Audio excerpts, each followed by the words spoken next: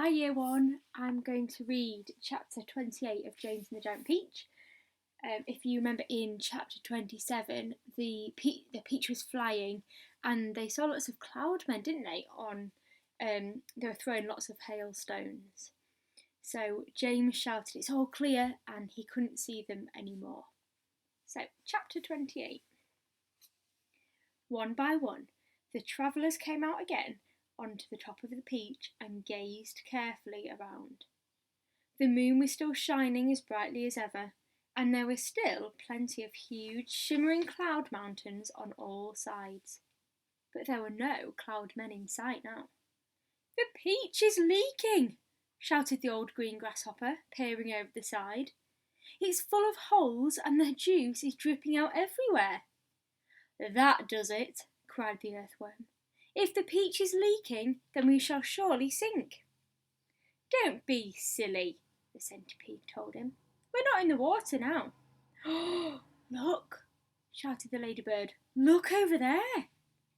Everybody swung around to look. In the distance and directly ahead of them, there now was the most extraordinary sight.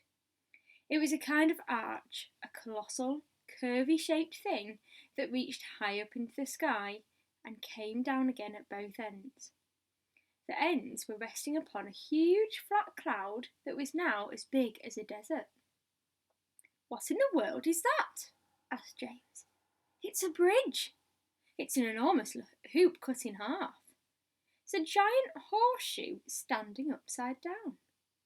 "Stop me if I'm wrong," murmured the centipede, going white in the face, "but might those not be cloud men climbing all over it?"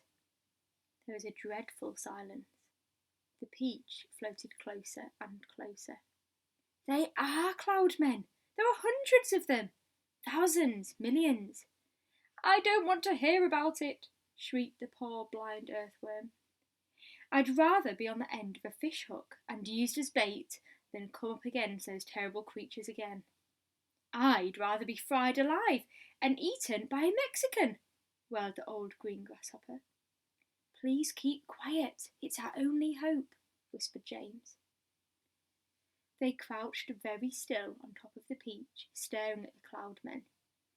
The whole surface of the cloud was literally swarming with them, and there were hundreds more up above climbing about on that monstrous, crazy arch. "But what is that thing?" whispered the ladybird. "And what are they doing to it?"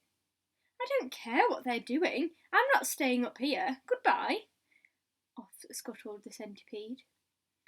But the rest of them were too frightened or too hypnotised by the whole affair to make a move. "Do you know what?" whispered James. "What?" they all said. "That enormous arch, they seem to be painting it. They've got lots of paint and big brushes. You look." And he was quite right. The travellers were close enough now to see that this was exactly what the cloud men were doing. They all had huge brushes in their hands, and they were splashing the paint onto the great, curvy arch in a frenzy of speed, so fast, in fact, that in a few minutes the whole of the arch became covered with the most glorious colours: reds, blues, yellows, and purples. "It's a rainbow!" everyone said at once. "They are making a rainbow. Oh, isn't it beautiful? Just look at those colours. Centipede, you must come up and see this." They were all enthralled by the beauty and brilliance of the rainbow that they forgot to keep their voices low any longer. The centipede poked his head cautiously out of the tunnel entrance. "Well, well, well, I've always wondered how those things were made. But why all the ropes? What are they doing with the ropes?" "Good heavens, they are pushing it off the cloud!" cried James. "There it goes! They are lowering it down to the earth with ropes. And I'll tell you something else," the centipede said sharply. "If I'm not greatly mistaken, we ourselves are going to bump right into it." "Bless my soul, he's right!" the old green grasshopper exclaimed. The rainbow was now dangling in the air below the cloud. There it is. The Peach was also just below the level of the cloud, and it was heading directly towards the rainbow, travelling rather fast. "We are lost!" Miss Spider cried, wringing her feet again. "The end has come." "I can't stand it," wailed the earthworm. "Tell me what's happening." "We're going to miss it," shouted the ladybird. "No, we're not." "Yes, we are." "Yes, yes, no. Oh, my heavens!"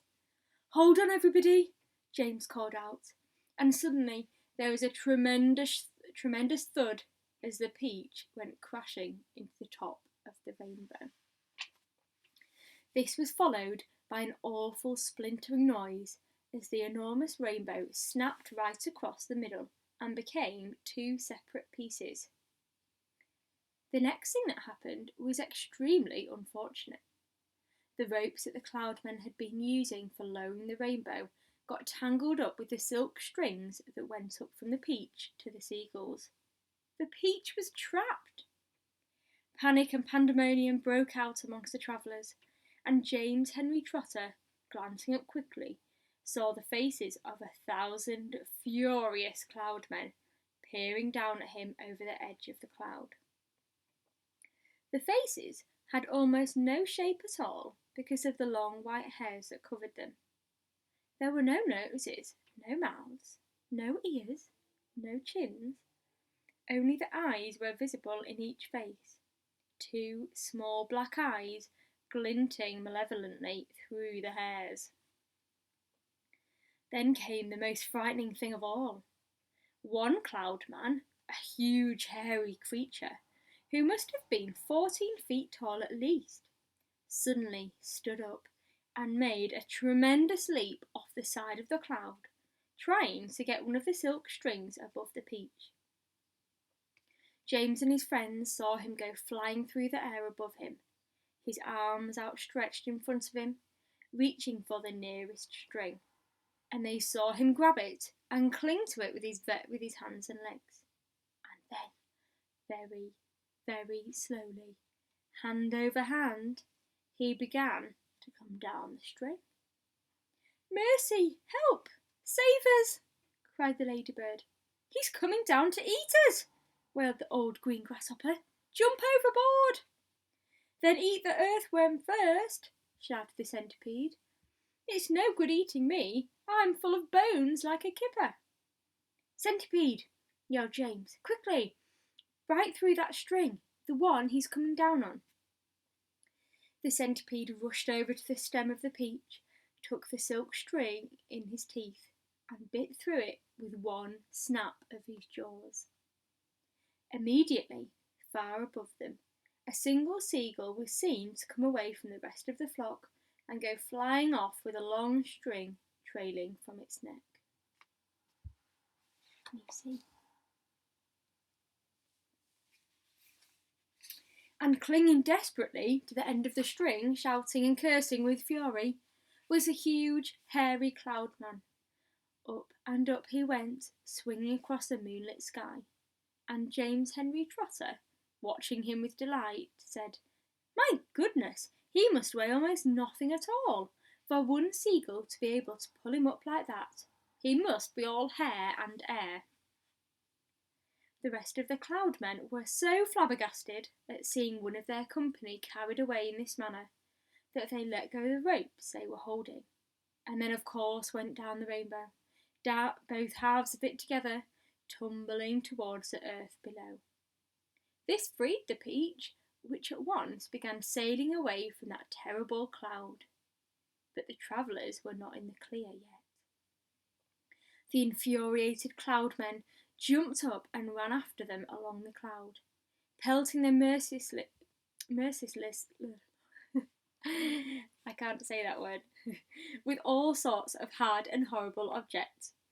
Empty paint buckets, paintbrushes, step ladders, stools, saucepans, frying pans, rotten eggs, dead rats, bottles of hair oil. Anything those brutes could lay their hands on came raining down upon the Peach.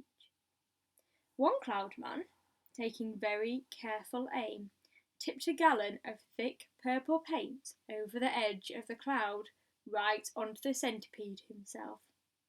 The centipede screamed with anger.